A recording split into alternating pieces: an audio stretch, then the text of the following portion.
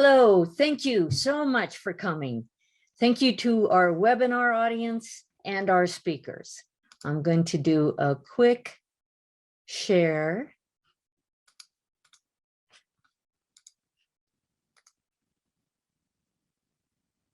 My name is Mary Keller, and I'm the chair of Wyoming Rising, a nonprofit 501c4 organization that was founded in February of 2017.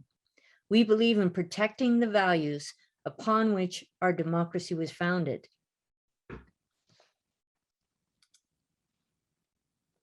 As Wyoming citizens, we advocate for civil liberties, quality public education, affordable health care, protection of the environment, and participation in government. We have a leadership team, advisors to the team, a communications team, and most importantly, our members. Together, we bring forward issues that matter, and we translate our curiosity and concern into action. On September 24th, 2017, we hosted the In Search of Civility Forum, initiated by Wyoming Rising members and organized by Buzzy Hasrick and Shirley Stevens. The forum included Senator Simpson, Governor Sullivan, Cody's mayor, Nancy Tia Brown, and Park County School Board trustee, Dossie Overfield.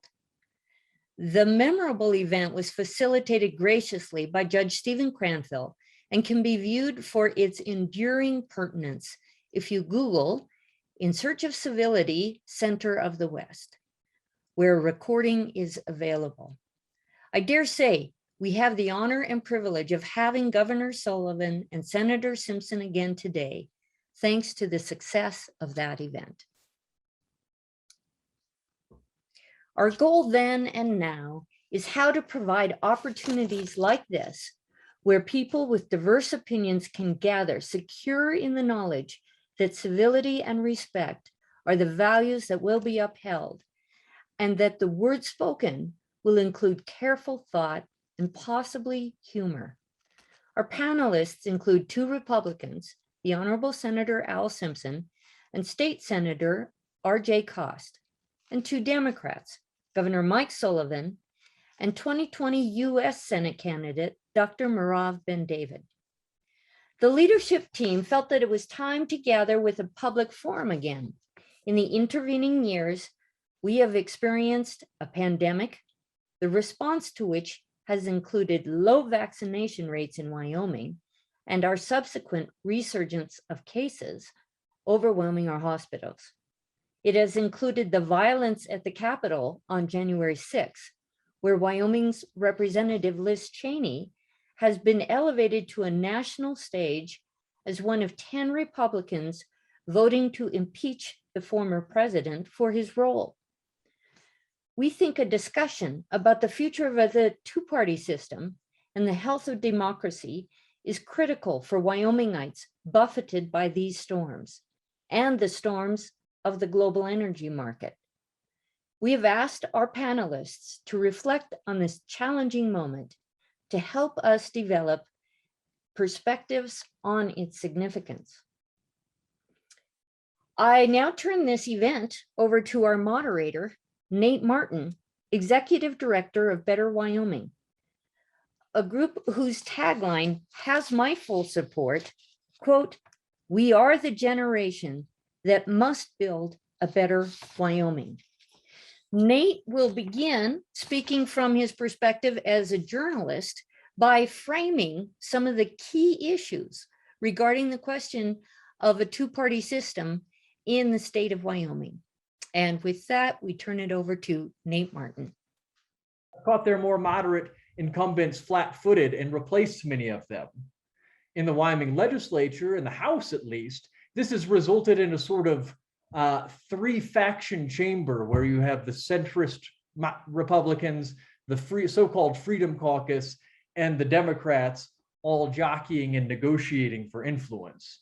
And at the same time, you have I'm not sure it's an unprecedented situation, but a highly unusual situation where a state party and many of its county level corollaries are actively calling for the ouster of their own sitting US congressman, largely on the basis of demonstrably untrue claims. Misinformation, as we refer to it today, has of course always existed, but it has not for centuries played such an outsized role in our political discourse. Commentators fear that we're entering into something akin to a new dark ages, where our society does not have an agreed upon set of facts to base our decisions about what we should collectively do. But instead of the most recent dark ages, where you had soothsayers and mystics roaming the countryside, spreading folklore and superstition from village to village, today we have YouTube and social media, where anyone with enough likes or followers can become an expert or an arbiter of truth, no matter how laughable or harmful their claims. I'm delighted this afternoon to be discussing these topics and more with a panel of esteemed Wyomingites. And I think that the potential gift that this panel offers is their wisdom through a long perspective. We have former US Senator Simpson, who prior to his illustrious career in Washington, DC, began serving in the Wyoming State Legislature in 1965. On the other end of that spectrum, we have retired educator RJ Kost, who currently represents the good people of Senate District 19 in Eastern Bighorn Basin in the Wyoming State Senate. We have former Governor Mike Sullivan, who served in that role from 1987 to 1995 before becoming the US Ambassador to Ireland. During that time, a Democrat could actually get elected to statewide office in Wyoming. And we finally have Dr. Merav Ben-David, a scientist at the University of Wyoming, who I had the pleasure of sharing coffee with before her campaign began in the 2020 elections. And we talked about how Democrats running for statewide office today should probably have an ulterior motive other than winning, because winning a statewide election in Wyoming as a Democrat is, for all intents and purposes today, impossible. Thank you to Wyoming Rising for putting together this event. Once again, thank you panelists for being here. Thank you to the audience. And we're going to kick off our series of questions that have been furnished to me by the Wyoming Rising folks. The first is potentially the broadest. And so I'd like to begin by posing it to the person with perhaps the broadest perspective, Senator Simpson, and then we'll follow with everybody else. What do you see as the role of a two-party system in promoting a healthy democracy? What do you see as the role of a two-party system in promoting a healthy democracy? Well, I think that disappeared long ago with the lack of civility. And when you say that Wyoming has been perilous for Democrats, let me tell you, the history of Wyoming is very clear. The longest serving U.S. Senator was a Democrat. That was Joseph C. O'Mahony. The longest serving governor was Ed Herschler, 12 years, the longest serving governor ever. Tina Roncalio, 10 years. Mike Sullivan, 8. David Friedenthal. So people are missing the boat when they say that this is a monolithic place. But the parties now have become, I couldn't win an election in this arena. I was a conservative. I was 93% voted for this, and I went through all the stuff with the, Clarence Thomas and all the horror stories of the Judiciary Committee, and I failed. I'm known here as a rhino. I call rhinos here Republicans ignorantly irritating others. That's what we call them here. They call me something else, but I mean, this is a zoo up here. And if you've seen the latest one from the Clark County Republican women, or from the men's club, which was one of the coarsest, foulest, ignorant, dumb-witted things that had ever been sent to a chairman of the Judiciary Committee, which I chaired when I was in the Cheyenne. But enough of that. The two-party system has failed because it's all done in the primary. And if you're too progressive, they'll put a guy against you and run you out. If you're too liberal, they'll put in a guy opposed to you and run you out. So there's a purification process, which is in many ways is totally unhealthy. But that's what's going on in the Republican Party. A purification. There's a reason to get rid of people who do not follow the head guy and all the county chairman. Enough of that. That'll start something. Great, thanks. Dr. Ben-David, I wanted to turn that question over to you, particularly because your own experience here in Wyoming in the 2020 elections, but also because the fact that you're from Israel, where they don't have a two-party system, or their system is different than what we have in the United States. So I'm interested to hear your perspective. Thank you, Nate. It's a pleasure being here. Thanks for the invite, Mary, and Wyoming Rising. And it's an unbelievable honor to be in the same forum with Senator Simpson and Governor Sullivan and State Senator Kost. So first of all, thank you for having me. Yes, I do have a little bit of a different perspective, I think. And I think the issue is not necessarily the fact that we have a two-party system, because having participated as a citizen in a different system, I can tell you that there is not a magic solution or a silver bullet for any political system. You end up with very few people influencing the government because you have to create a coalition. So if you're missing just a few seats, let's say in the parliament, to get your majority, then you'll make a lot of concessions to other small parties that you'll try to recruit. So it's not necessarily the fact that we have a two-party system. I think actually two-party system has an advantage in the sense that there is not that large influence of very small minority groups. But the main problem, and I apologize, the sun just came behind the cloud and it's really lovely, but it makes me look funny. So I apologize for that. I hope people are outside enjoying our last days of fall. The problem is that the way our political system is operating right now is absolutely pandering to very small, very influential people, and not actually the voters, because you can gerrymander your districts such that it doesn't matter who you put up, there is an a priority winner. We see that in most of the Republican states right now. Where the state legislature is controlling things, there is no way anybody else can get elected, even if the majority is, let's say, Democratic or independent. And the fact that money, dark money, we don't know who is supporting what candidates. A lot of money, dark money, is influencing the elections. Even my campaign was attacked here in Wyoming, a state you don't need to worry about a Democrat getting elected. We were attacked in a very foul way.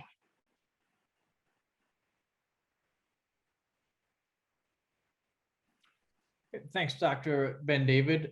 State Senator Kost, Senator Simpson says that he cannot get elected these days, but you've been elected, but you can get elected. And as I'm interested to hear your perspective as the sole sitting elected official on this panel.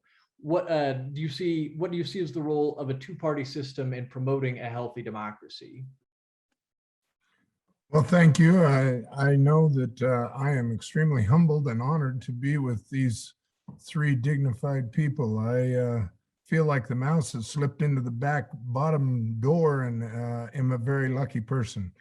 As far as what do I see for the two-party system in promoting a healthy democracy, in order for us to have different ideas and solutions on a problem, we need to have different people and different looks out there. Through the communication, it allows for a better understanding of both sides of an approach and represents the larger population's views. In my situation, I was running against somebody who'd been in the Senate for a long time, not because I did not care for the person or anything. I cared for him. He's a nice person. I just thought it was time for somebody to step up and try. I was very fortunate enough to win the vote. And for 3 years so far, I've been very thankful. But the whole promise or the process that I ran on was collaborating and working together, we can make a better Wyoming. And that's not happening. It's extremely difficult. You know, as the Honorable Senator Simpson said, our area up here is really, really difficult and real challenged. And they're looking for somebody to be their puppet, not to think on their own and look for what's best for Wyoming. And because of that, they don't like it if you're not willing to take that step. And I'm not going to take that step. I'm not somebody's puppet. I'm here to make the best decisions for everybody. You know, in order for a real successful two-party system, you have to have both sides look, and then at some point, what's the middle ground? What's the middle ground where we can work? At the past Honorable Mike Enzi's funeral, the thing that rang clear to me was his statement a long time ago about 80-20. Let's work on the 80% that we can agree on. Let's not bring up that 20%. Leave it out in the back, and let's see what we can do to better all. You know, as I look at it, we all think differently. Our backgrounds, culture, income brackets, and living experiences produce a different approach and solutions to problems. Things like rural versus inner city versus, and in Wyoming, inner city is not much of a city, versus our communities is really important, so you get a better perspective for everybody in the state. Our job is to do the best we can for all of our state, not only for a particular entity, and that seems to be where we're losing it now, and that's sad. And finally, Governor Sullivan, I'm interested in your perspective as someone who served 2 terms as a Democrat in the Wyoming governorship, obviously working across the aisle on a daily basis. What do you see as the role of a two-party system in promoting a healthy democracy? You're muted. I'm unmuted. Thank you for moderating the discussion. I'm honored to join the other distinguished guests in this discussion, and hope that we may have something to offer as a result of our experience. But I would put one caveat first. As Mary said, Al Simpson and I participated in the previous Wyoming Rising presentation, which, as she said, was an endeavor to discuss civility. And that was 4 years ago. And you can see we were very, very, very successful in promoting civil discussion in politics. If we have that kind of success, we may get down to a half a party in our political system as a result of our discussions. But let me start by saying I like to think I'm a person always with the view of a glass half full. In politics currently, and the two-party system, which is the politics we have, I'm not sure I look at it in quite that way. And much like many of the others, or the others that have spoken, I have mixed views of it. And in fact, recently it's been more despair than optimism. And the two-party system, at the same time, I support and believe in the two-party system. It's served us pretty well historically in the United States. We've been through for some very serious difficulties that were well served by the two-party system, including the time of Lincoln and the Civil War and the Great Depression and World War I and others, where the two-party system, because we were able to come together and work in a civil political, with a civil and political mindset, we're able to govern ourselves quite well. However, I worry that that has changed, and clearly it has changed. It's changed. You ask, my experience as governor now 25 or 30 years ago was a wonderful experience. As I'm a governor with a very heavy Republican legislature, we were able to talk. We had some great representatives of their districts. We were able to work in the way in which politics is intended to work, I think. We worked incrementally, we worked collaboratively, and we worked pragmatically.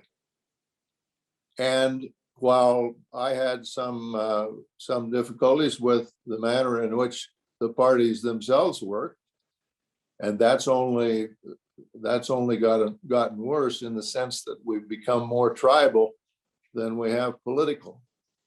It seemed to work, and I believe that it was easier to govern the state of Wyoming as a governor of a minority party, where there was expected to be a constructive dynamism between the legislature and the governor, and it wasn't the kind of intra-family squabbling that we now see taking place in so many areas of politics, both locally and nationally.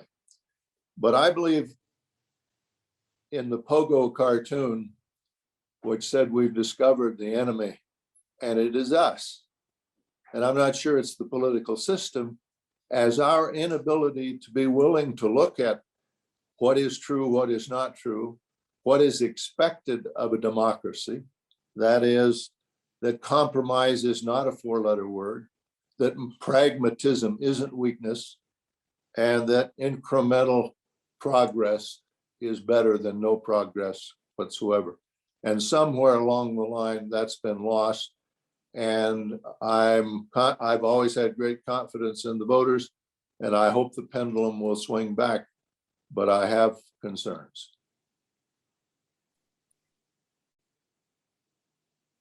Dr. Ben-David. Thanks, Nate. Let me just take my hand down. Two things that everybody, including myself, have said is that in order for any political system to work, whether it's a multi-party or a two-party system, there have to be recognition and respect for the other opinions, not only within the party or between parties, but also within the party. And that's something that we very recently have lost.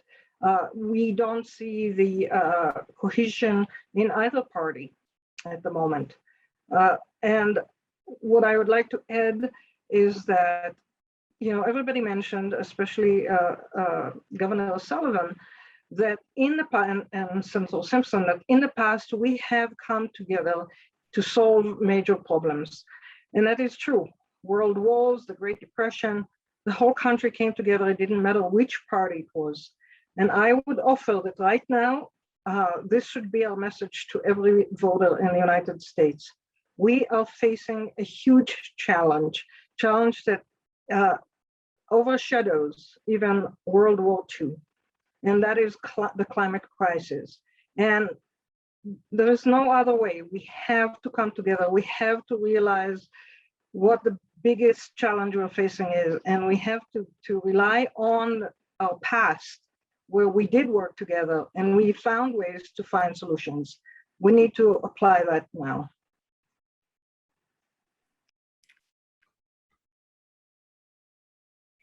Indeed. Thank you all. I think that's an excellent way to start this conversation. For the second question, I'd like to begin with State Senator Kost, because once again, he's sort of in the thick of things. And so the question is, would you agree or disagree with the following? Wyoming is functionally a one-party state in 2021, and does it matter?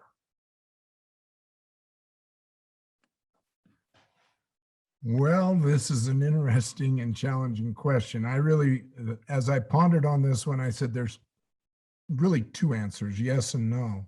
The legislature, as almost everybody knows, is very Republican dominant, which I'm not saying is a bad thing. It seems to be okay, but it's very divided in our values. The Honorable Senator Simpson said he's a rhino, and I can honestly say that I'm proud to have been indoctrinated into that division as well. And I'm not looking at that as a shameful thing. We're so divided. And again, what I had said in the first part was either you're a puppet to do what they want, or you're not worthy of anything. And that becomes the issue. And that's where the two parts are. There's so few Democrats that it appears the next division, in my mind, is the Republican versus the rhino. The rhino is classified as Republicans in name only. I would much prefer Senator Simpson's definition. This split might as well represent two parties, as those who say they're a Republican Party have found it appropriate to attack the rhinos now.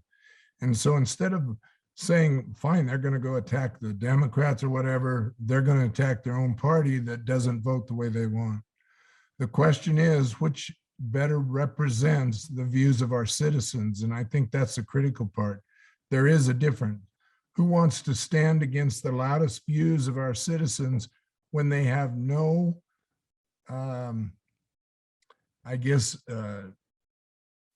way to hold back or control their comments, their opinions? It's a sad situation. It's not a comfortable place to be, but it's the right place to be. At least I think. I feel like we have to stand true to what we think is best and let the people make those votes or make those decisions for themselves, rather than us saying, well, I'm going to switch. I'm going to go ahead and do whatever they want. I can't do that. I have to stand true to what I honestly believe is best for the state of Wyoming. I have to stand true to what I believe is best for the constituents that I represent. The thing is, that loud voice is not the multitude, but when you look at the people who are not in that loud voice, there's no way they're going to stand up to that loud voice. It's intimidating. It's the integrity is lost. They don't care what they destroy or ruin in a person as they go to attack. All they care about is the win. You know, how many of us like to be told, you are with us or you're not okay? It doesn't matter, as we need diversification and representation for all. We've got to stand true to that, do our best to try to continue to work towards that, and not be afraid to stand up to that position. It's difficult, and I'll admit there's a lot of people that have taken a bump down because they didn't make it. And my attitude is, I'm going to do my very best to let people know where I stand. If they want to go the other way, that's their choice, and I will respect whatever they do. Thank you. I think those are great comments. And one of the things that you've hit upon, and that it's been fascinating for me to watch, has been the transition of, you know, that term rhino being one of just like, this is a pure attack, I don't want to be labeled as a rhino, to now we have, you know, Senator Simpson sort of embracing it. I know that there's at least one member of the House who wears a little rhinoceros pin on his lapel when he goes down there. So it's this thing where it's like, yeah, you know, it's going from don't call me a rhino, I'd be like, yeah, I'm a rhino. What are you going to do about it? I think that's, it's been, like I said, an interesting process for me to watch. Senator Simpson, you're kind of in the same boat and you're kind of talking about the same issues. I'd like to hear from you. Is Wyoming functionally a one-party state in 2021, and does it matter? Well, I can tell you this, that in 13 years in the Wyoming legislature and 18 years in the US Senate, I never received any correspondence from the state Republican chairman as to how the hell I was supposed to vote. That is the nuttiest thing I have ever heard of. It is the most destructive. Now, if you really believe that, send a zombie to Cheyenne, because it's going to be done by Frank and his pals, and they're going to get together, and they really have a rule in their caucus that free speech is something in the Constitution, but in a private organization like this, they can shut you down. I was at the meeting. I am a precinct committee man. I know this is sick, but I go because to irritate them, and they don't boo me. There's some lovely people I enjoy thoroughly, but let me tell you, there was hatred in that room, and there was revenge in that room. And some will say, how can you say that? Well, one guy got up and said, fly the flag upside down, Joe Biden is president. And they clapped. What the hell is that about? Joe Biden is the president. As far as I've been, I didn't like Obama, but he was my president. I didn't like Clinton, but for God's sake, he was my president. And when you get a vote of 84 million versus 1271, you've got to figure that's your president. Let me tell you one thing. It is appalling to see the trigger mechanism come from a small group of people who are dictating to the state legislature at how to vote. And that just makes no sense. That's an isolated people who are fearful. They hate government, but they love the money when it came out. Some of them even formed businesses together so they could pick up some scratch. Let's get serious. Hypocrisy is the original sin.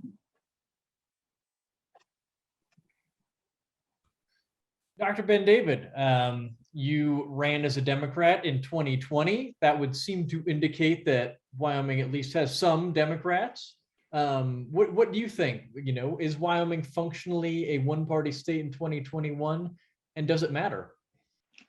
So yes, Wyoming is definitely a one-party state, which is really unfortunate. I mean, when you look at our federal delegation, at least 73,000 Wyomingites have absolutely no voice. It doesn't matter what 73,000, 25% of the state need, strive for, believe in, because their voices are not transmitted to the federal government.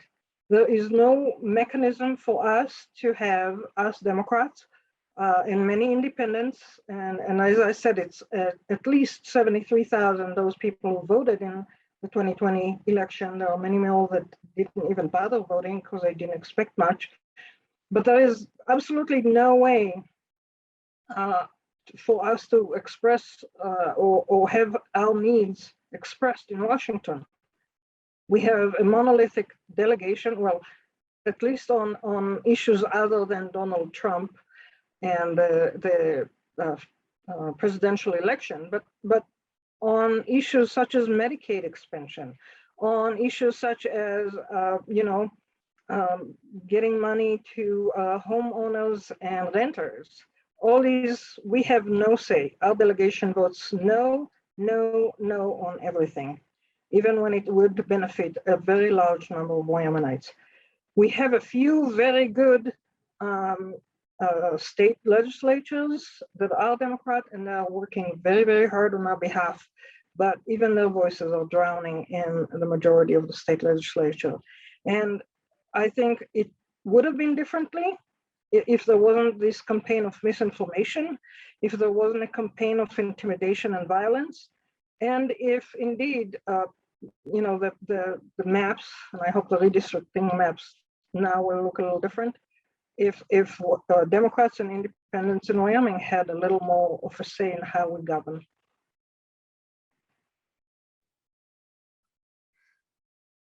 And Governor Sullivan, Dr. Ben-David mentioned 73,000 approximately people in Wyoming who aren't being represented. You're among those folks, according to her estimation. When you were governor, you said you worked with a heavily Republican legislature, and now we have, it's perhaps more Republican, but not entirely. At the same time, are we functionally operating as a one-party state, and does it matter?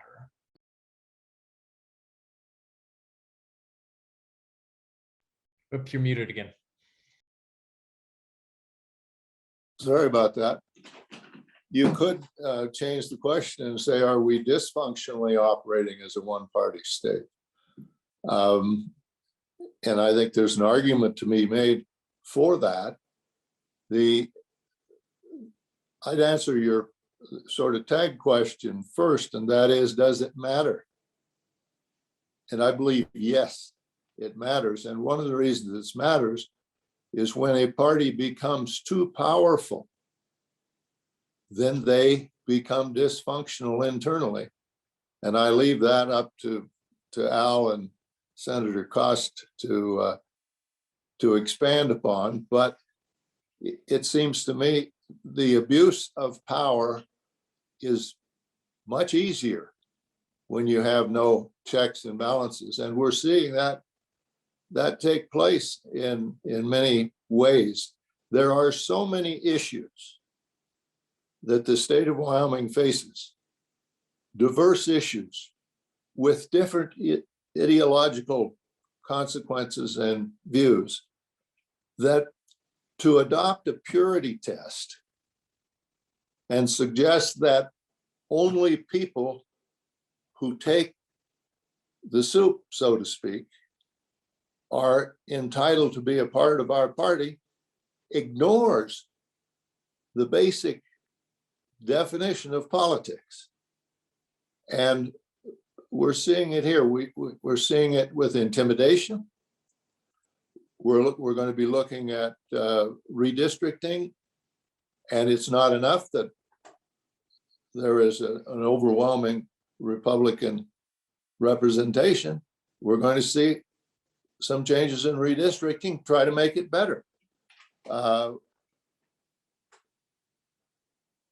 The discussions about elections, somehow the discussion about election is not who should get elected, but can we elect the candidate, even on our own side, with the purity that we want. And so we're going to change, we're talking about changing the election laws in order to get that done. And so we're seeing this toxicity impact the functionality of the state, in my view. And there are way too many issues to force it into a purity test.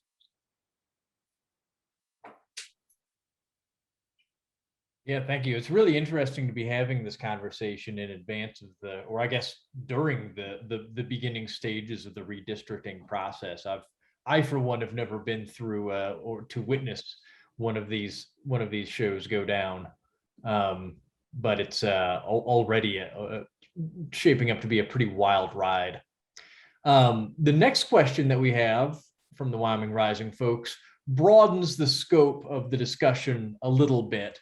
And kind of looks at a more national scale. And so I want to come back to you, Senator Simpson, just given your experiential context. What are the strengths to, or the threats to, pardon me, what are the threats to and strengths of democracy in the USA today? So we have a pretty clear idea of what some of the threats are. We've talked about a few of them, but I also want to encourage people to talk about, what are some of the strengths that we can kind of count on? What can help get us through these trying times?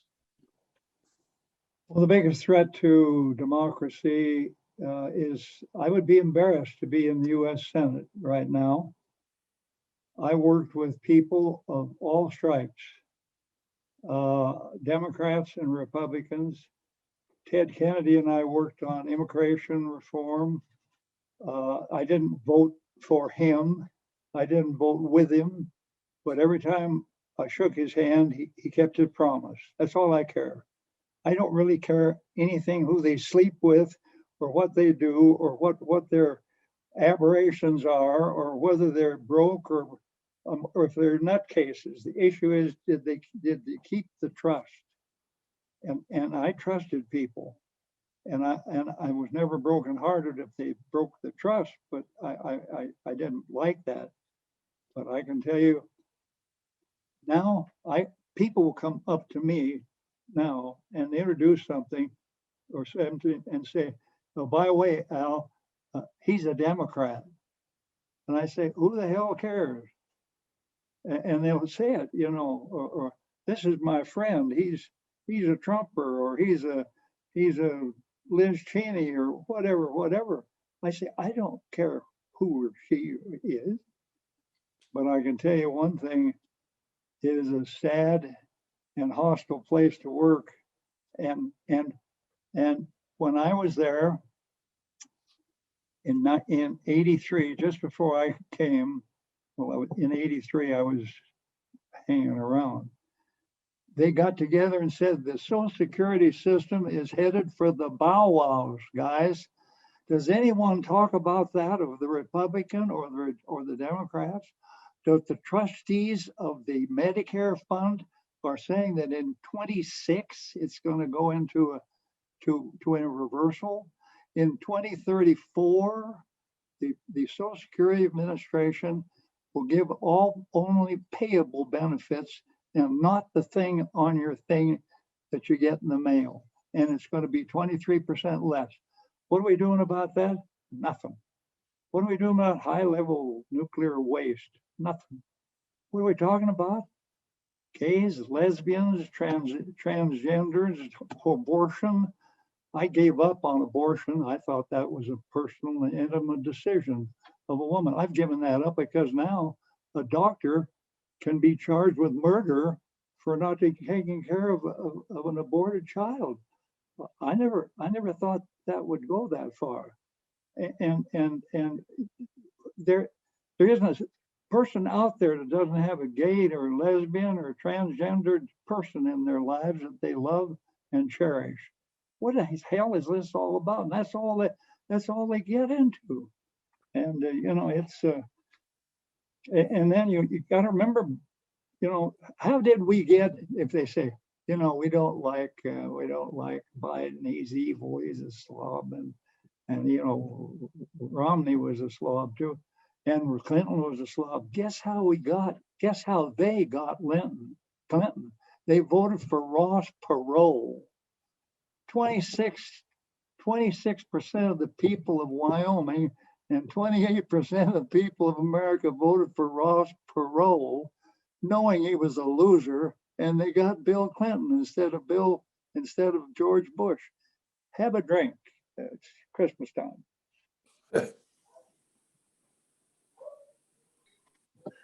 Senator, you paint a pretty grim picture. I'll admit. I do. Moving on, and I want to say that one of the things that I think about quite a bit is, if we have this representative democracy, if it functions at all, you can get people who lack the capacity to govern in positions of power, and there should be an accountability mechanism that comes around that says, like, okay, yeah, you won the election because you had the following on Facebook, but now you're actually in a seat of power and you actually have to govern. And there should ideally be an accountability mechanism in place that says, okay, if you don't do a good job, there's a way to fix that. We're going to oust you in the next election. Dr. Ben-David, again, from someone with a broader context, with multiple types of political systems, looking at the sort of big picture abstract question, what do you think the threats to and strength of democracy in the United States are today? I think the main threat is, again, that very few powerful and rich people are taking over control of both parties, both Republican, and especially Republican Party, but also some of them are holding hostage some of the Democratic agenda. For example, John mentioned from West Virginia. I think this is a huge threat because we are facing the biggest challenge humanity faced since our beginning. I'm not exaggerating, unfortunately. We need to find a way to mobilize everything we have, all our resources, to come up with solutions. We don't have a lot of time. And right now, the problem is that we have internal conflict. We have these purity tests. Well, who is setting the purity tests? Very few people that have a lot of influence because they control the money. I think the first thing we need to do is to, reverse Citizen United and get dark money out of politics, so that we actually give the people a chance to see the candidates, who they really are, not all these fake social media information. And then I think we need to really make an effort to mobilize, as we have in the past, and we were very successful. And the United States, let me remind everybody, led the charge in changing the world and bringing the world to the 21st century that we enjoy today. We can do it. The United States is still the most powerful country in the world. But if we give in to the violence and intimidation and control by few very, very rich people, we're not going to be able to do what we need to do. So we can kind of look back to past victories and past strengths for inspiration to sort of fix what tries to ail our democracy today. State Senator Kost, something must be working correctly in our democracy today, because we've elected you to the Wyoming State Legislature. Tell me about what you think are some of the threats to and strengths of democracy in the United States. Well, or I'm just extremely lucky, one of the two. I'm not sure which it is. Listening to everybody, it's almost depressing. I don't know whether I'd want to listen to this before I went to bed. I'm afraid I'd be up half the night wondering what's going on. But unfortunately, it's true. When I went through I can list a lot of threats that overshadow the strengths. I think the top of my list is the social media is just out of control. And with social media and everybody just bluntly saying whatever they want with no filters or anything else for themselves, you don't know what's true and what's not true. You don't know who's maybe talking totally crazy and another person's talking with some sense. It's really difficult. The other thing is the extremely narrowed vision, and I think that's been alluded to with both. The vision is not of our country and where we're going, or in our state, what do we need to do, or do we face facts? It's no, we've got this vision, this is where we want to go, and that makes it extremely difficult. The other thing that I think is a huge threat is win at all costs. There's no boundaries, and that's just horrible. We don't need to operate that way. We need to operate with, again, what's best for our citizens, what's best for our nation, and how do we get there? And that's the part that's lost. Right now, when you get a strong representation,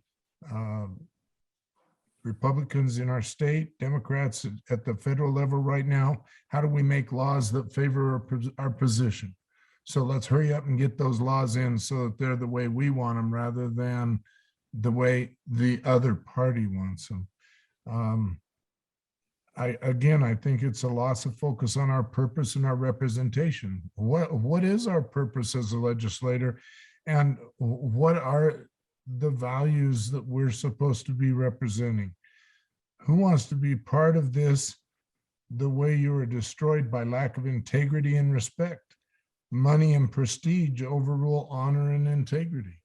It's really true. Not wanting to believe some things, wanting to believe things, turning channels until you find something that says what you want to say, rather than trying to see what's really out there.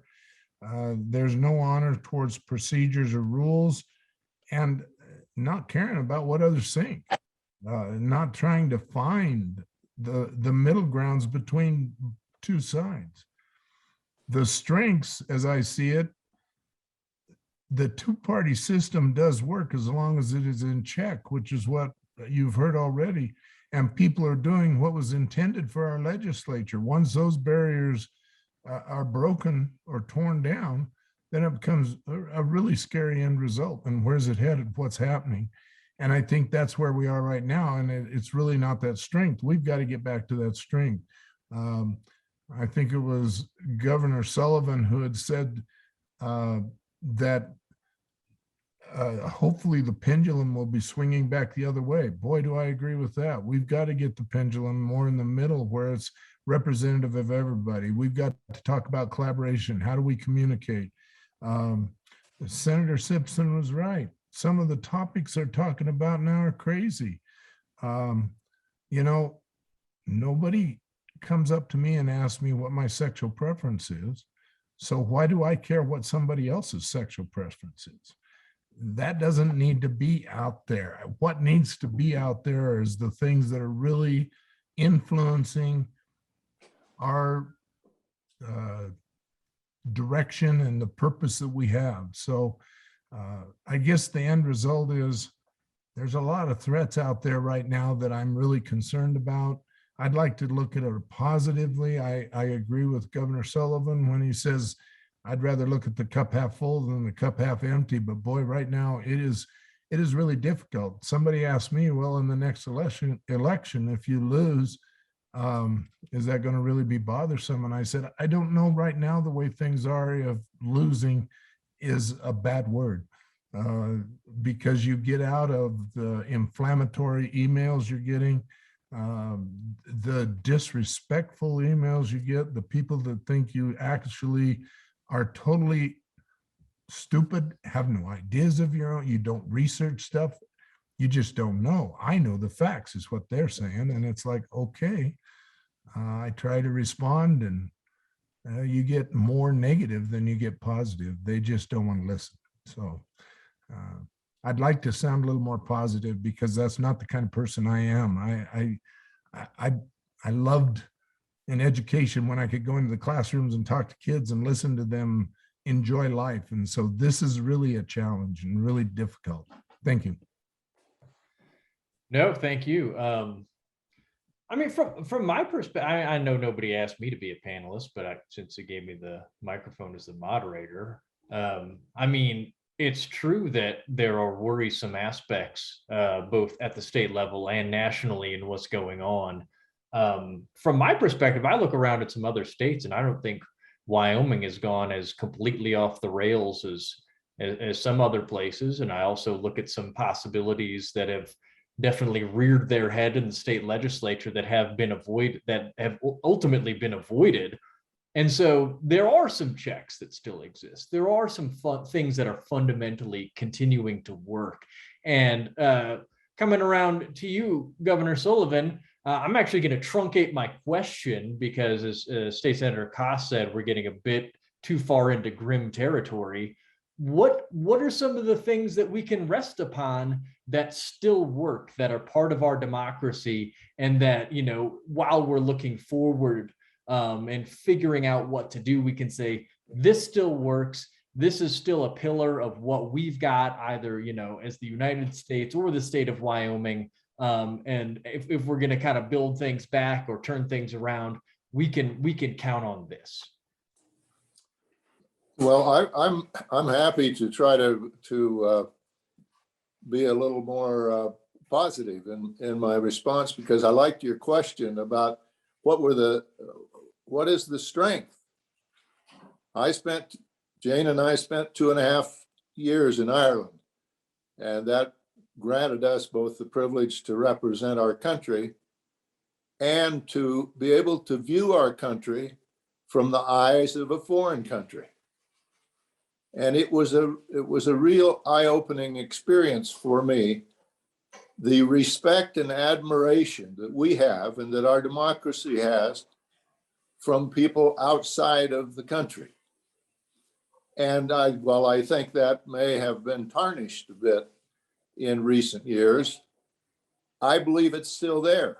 We are the leader of the free world, and people may disagree with our positions or disagree with policies that we take, but they expect us to lead.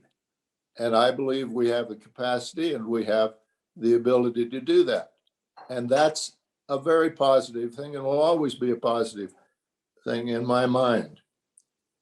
Secondly, I attended, I think, the most impressive public event in my career in the form of Mike Enzie's funeral a few weeks ago. And it was impressive because of the person that was being honored and his approach to politics, which was a quiet, steady willingness to work across the aisle approach, a workhorse, not a show horse. And by the way, Wyoming, Gillette, and Mike's family were represented in that event. One couldn't help but be proud of Gillette and the what's taken place since Mike first served as mayor of Gillette, and the progress that they have made. Wyoming, because of how it was represented, even the family, because of the role they played in his political life and his life and the manner in which they portrayed that, and the 25 or 30 senators from both parties who chose to attend to reflect their respect for his service. And it was tremendously, tremendously impressive. And it gave a vision to all of the strengths of politics. And let me say, my glass was completely full that day. And I believe we have, as a country, we have vast resources, natural and human. We have remarkable leadership and leaders, many of whom we've never met nor have seen, but we will one day. And when we can get through this, what I'd refer to as historically, at least I hope, a brief bad patch, where people, instead of being silent about the abuses, as January 6th and the silence that some are taking on that and other abuses, that we'll be back to where there isn't a division that precludes progress in Washington, but there's a collaboration that promotes progress. Thank you. That was wonderfully put. It's incredible how the sort of collective sense of gravity can be the sort of unifying force that snaps folks out of the moment and the ongoing habit of squabbling, and puts things into perspective and shows exactly what we have in front of us, who we are, and what we need to do. For the next question, we're turning a little bit towards giving folks in the audience some advice. And Dr. Ben-David, we're going to start with you, because you along with many others around the state, we're running a campaign in the last election, and we're advocating for a certain set of values and principles. The question is, how should people in Wyoming advocate for a healthy democracy as we head into our next election? And a sub-question to that is, what sources of information or experts do you recommend Wyoming voters consult? And I'm going to guess that's in addition to Better Wyoming and the Wyoming Rising newsletter. Absolutely. Thank you, Nate. Yes. What was really fascinating during the campaign, and again, I apologize for the stripes, the fascinating thing that happened during the campaign last year was that when I spoke to people one-on-one, and the candidate forums that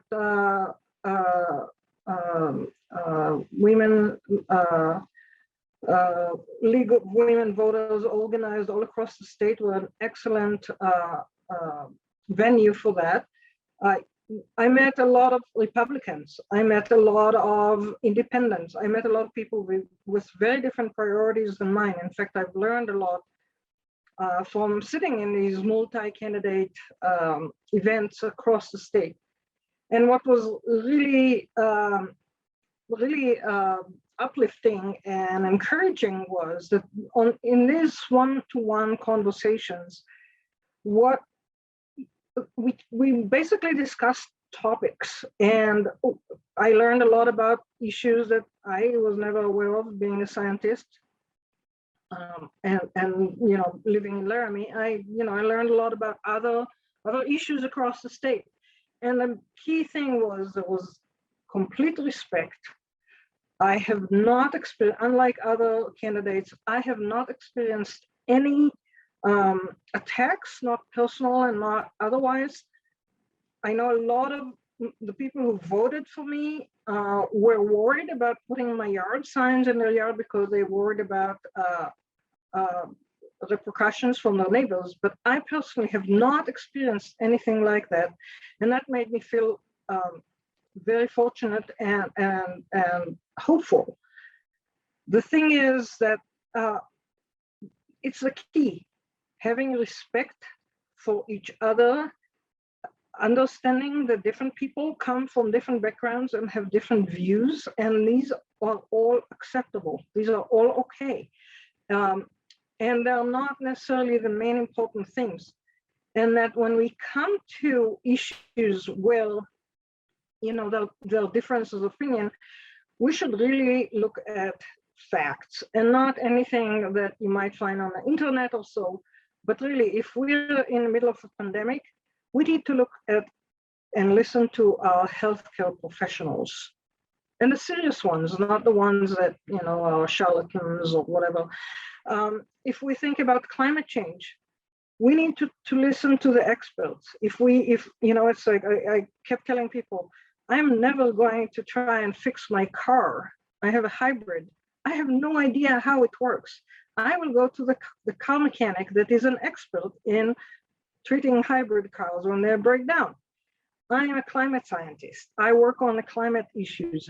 I know so much more than anybody out there. Not anybody, but many people out there. And so if you are asking my opinion, you know, you should respect my response, whether it doesn't fit your belief or not. And I think if we get to this level, if we treat each other with respect and we are willing to listen to the expert, just as, you know, we should, I think we have a really good opportunity to change the climate in the state and move forward with the challenges we face ahead with economics, the demise of the fossil fuel industry, the people who are losing their jobs right and left with changes in the economy. So we have a lot of challenges both in the state and nationally and globally. And I think it boils down to respecting other people and their expertise.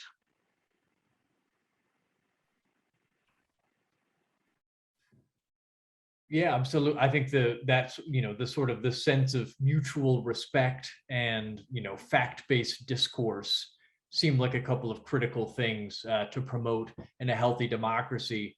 State Senator Kost, you're also someone who's, attuned to the election cycle for your own personal reasons, being an elected official.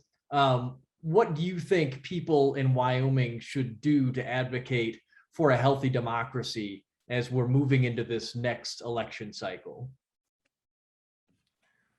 This is a good question. And, in this day and age, I really feel people are the answer.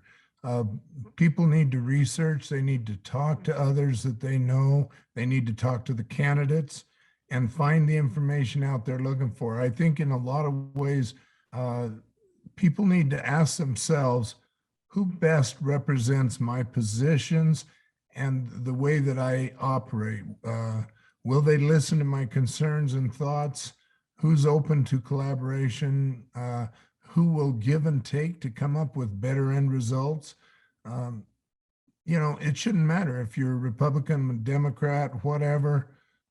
What matters is the integrity and the values of the person. Are they reasonable? Are they open-minded? Are they looking for the best solution for all of their district, their regional area, and the state, as well as federally? Get to know the candidates and the way that they operate. To read something on social media or to read something on some papers or turn in on TV to different news channels is not necessarily, those are going to be biased in most cases. So you have to be careful there.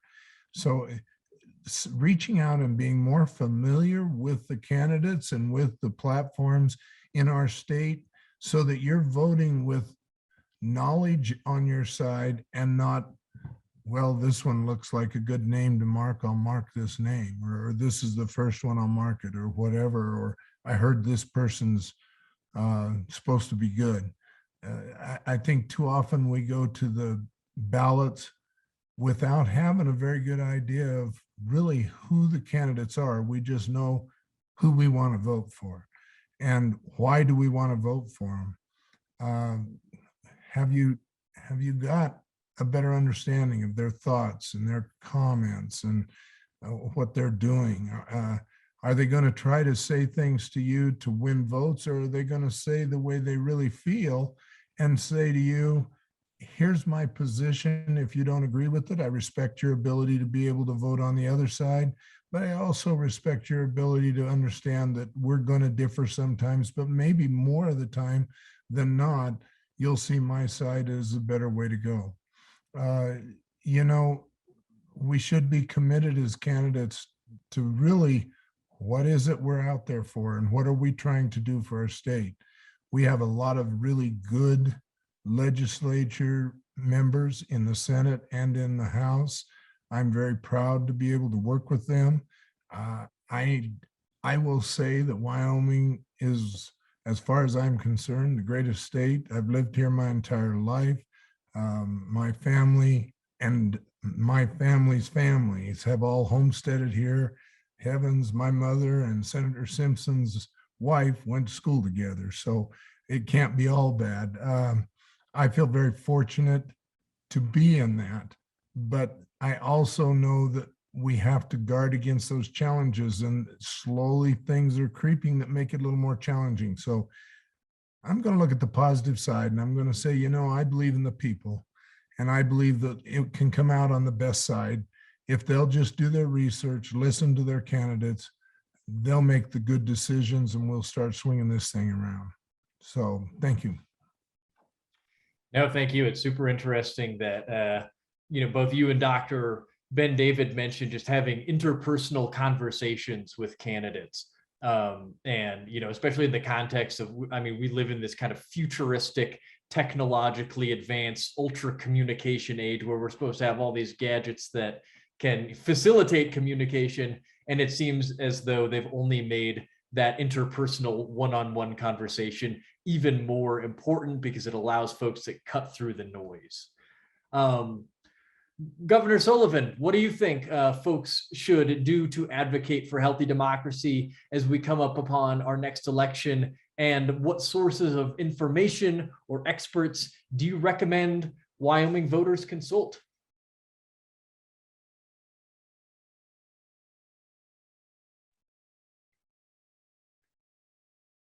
One of the beauties of politics in Wyoming is that you have the opportunity to do what we call retail politics, where you're expected to be able to talk to voters and get out there and do it. And I think that becomes the most important capacity of a political campaign. And that is, can you directly influence the voter? Can you get to the voter and give them enough time that they can appreciate the values? And I go along with Senator Kost on this. Can you convey the values that you hold in a manner that lets them believe, well, you know, I may not agree with him consistently, but he's got the same general values, and I think, and using the same responsible ways of reaching his opinions. And while I don't agree with that opinion, I believe I can trust him as a candidate. And that was one of the beauties of being able to get out and accomplish that. And what that means for the citizen, which is your question, is to try to, whether it's public radio, whether it's the Casper Tribune, whether you agree with their positions or not, get as much information on why people are doing things. Why are they supporting this or that? Is it just because the Liberty Group has said, if you don't support this, you're not going to get our money? Or the NRA has said, if you're not pure in our eyes, we're not going to support you? Or are they saying, no, I'm not in favor of taxes, because they think that's what they need to say in order to get your vote? In fact, I think some of the most satisfying campaigning that I did, and certainly Al's the quintessential example of it, is to tell people something they didn't want to hear. Like, yeah, I'm not going to tell you I won't raise revenues, because we don't know, but what we may have to raise revenues. That was 20 years ago. But when you said those kinds of things, and then they said, well, you know, I don't agree with you, but at least you're willing to be straight with me, I'll vote for you. And that's the kind of politics and politicians I believe we need. And one other comment I'd recommend citizens watch for, and that is, how important is it that this guy gets elected to him? Is he there because of his values and because of his interest in Wyoming? Or is he going to get there and then vote just so he can get elected again? And I think we have too few people in politics who are unwilling to take positions because they're afraid it's going to keep them from getting reelected.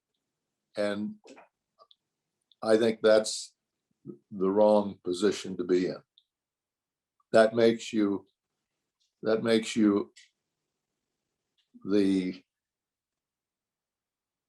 you don't have your own opinions. You're dependent upon somebody else telling you what you've got to do in order to get reelected.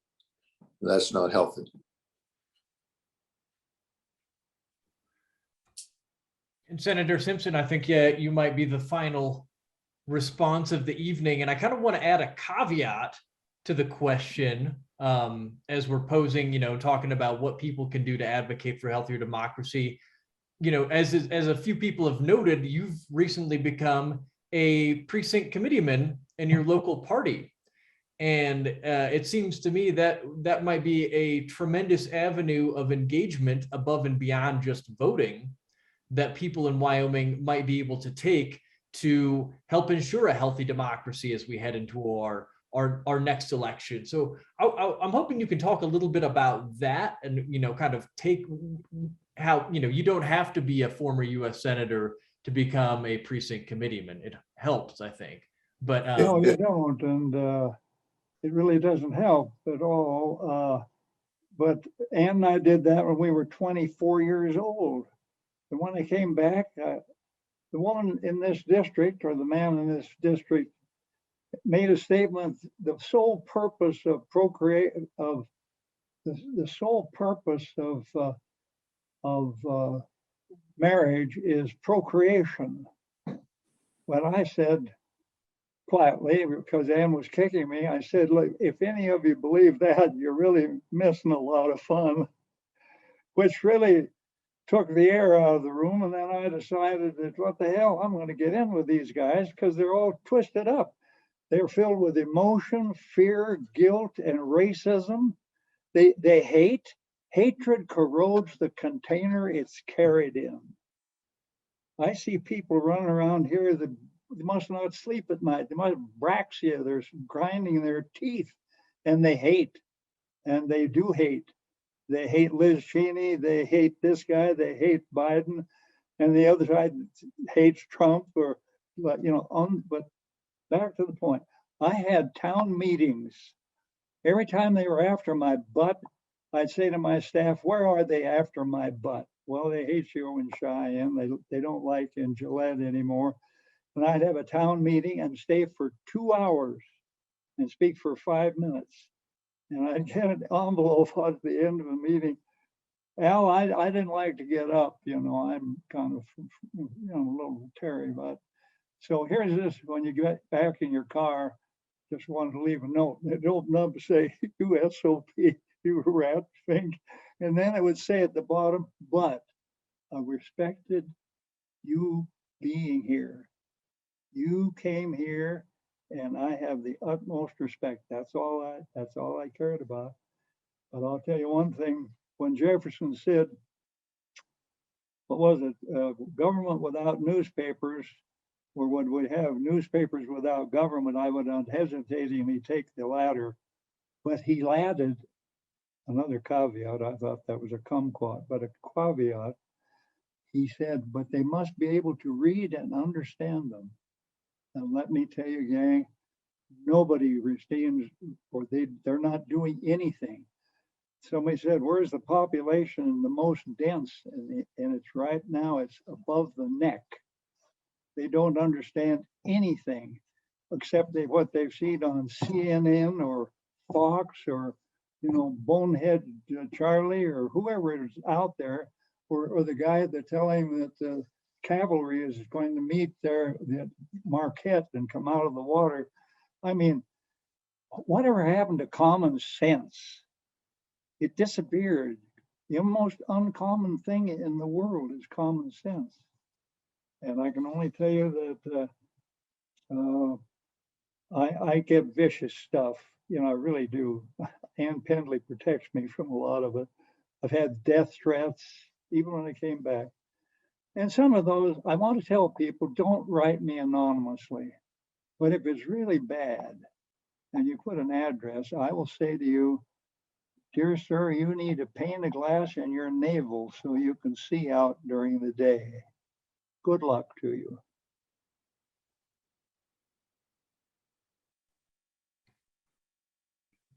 You like that, Mike? We should spend more time on social media, is what you're saying. Sullivan's heard those stories before. He won't listen. Where is he? Mike, you disappeared. I'm right here. Oh, hell, I thought that you'd heard all those things before. Well, that was a new one. I don't think I'd heard that one, and I don't hear many new ones from you, so that's why I was laughing. Ann hasn't heard them either, but she's sitting here shaking her head. And she's going like this is what she's doing. That's right. Anyway, you have to remember the people own you. They pay you. And nowadays we have, and Mike knows these people, they don't have a town meeting. They don't want to have a town meeting because it's going to get too contentious.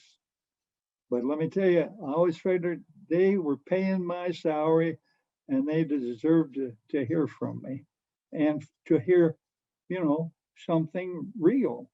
Well, what? And Ann would be some of the meetings. She'd say, "You didn't answer that guy's question." I said, "Well, I tried, but I slept it all over, She'd say, "Well, you didn't." Anyway, honesty, integrity, people can spot that. They know the phonies, and there are plenty of them around. Phony guys who portray themselves as who they're not. But as I say, hypocrisy is the original sin. There are people who bitch about the government and are taking the handout. There are people all over this county who are involved in agricultural subsidies, raising hell with the government. No taxes. They won't let us tax, but they take a little out of the till from the agricultural subsidy program. Well, have lunch on me somewhere.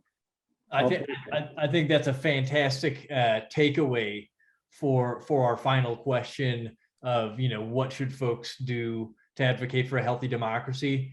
Demand that the candidates host forums and show up and talk to you. And if they refuse to show up, then there's probably something fishy going on. And with that, I'm gonna thank all of the panelists once again. It's been a pleasure taking part in this conversation. It's been an honor to be here. And Mary, I'll hand it on back to you as it's getting about that time. So with great thanks to Nate Martin for his agility and wit in moderating this wonderful discussion, Wyoming Rising wants to point toward a few opportunities in the year ahead that might be of interest, especially along the lines of the what are we doing? So let me just pull up. Firstly is the Democracy Lab at the University of Wyoming. It's led by WIRE, the Wyoming Institute for Humanities Research.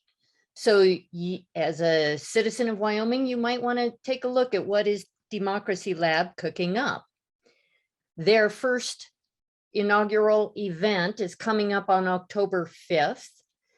And we have Dr. Danielle Allen, author of Our Declaration, a reading of the Declaration of Independence in Defense of Equality. So I'm looking forward to seeing what Democracy Lab at the University of Wyoming is able to put ahead. We hope that you might consider as well that Wyoming Rising wants you. We have opportunities for thinking fast and slow. The communications team has created a handsome web page at wyomingrising.org that provides easy contact information for all our elected representatives, as well as notifications for upcoming events and analysis of current issues. We organized science marches in collaboration with Earth Day activities in the area, and we drew from regional doctors, teachers, and entrepreneurs to stand up for evidence-based public policy. During COVID, we pivoted and arranged for Earth Day film series, curating excellent films to inspire and inform. In addition to frontline advocacy work, we have monthly membership meetings. Today's event is our September membership meeting, as well as a public service opportunity. We are always learning. In the past several years, our membership meetings have addressed the social science of anger in politics. Ron Smith led a presentation on the book, The Righteous Mind, one of his best finds for the last decade. The Wyoming Citizens Climate Lobby led a presentation using the MIT Climate Simulator. And before COVID restrictions, we organized a discussion with Jack Tatum, the director of the Park County Homeland Security Office, on how to increase local food and health security in light of climate change. In the 2020 election, we offered discussions with candidates, and we also build common cause and have partnered with Healthy Wyoming and have consulted with Braver Angels of Montana and Wyoming. We are continuing our very successful billboard campaign. And if you'd like to contribute toward our future billboards, this is one of our most successful campaigns. People are looking for a breath of fresh air on our landscape. Please consider becoming a member, instructions for which are found at our website at wyomingrising.org. We welcome your participation in the work of making Park County a place where civil liberties for all people are protected. Public education is meeting the challenges of our time. Healthcare is affordable and accessible to all. The environmental crisis is acknowledged with adequate mobilization. And the values of our democracy are upheld by the citizens upon whose shoulders the authority to govern rests. So please look for information about our October meeting on the webpage, and maybe after that, you'll be identifying the topic for our November meeting. So with that, and a round of applause to all our participants. Thank you. Let's make it better. Thank you, Mary. You're the hard charger. You're the spirit, and the energy. Thank you. Thank you, Mary. Yes, Thank you. very Thank you, much, Mary. everybody. Again, it was an honor and a That- pleasure. Nice Thank to be you, with Nate. all of you. Good to hear you, Mike Thanks, and everybody. Doctor. And Dick, you do well. Kost, you do well. All right, I'll go ahead and close it, even though I want to keep you all around. Well done, everyone. Still look like a cadaver, but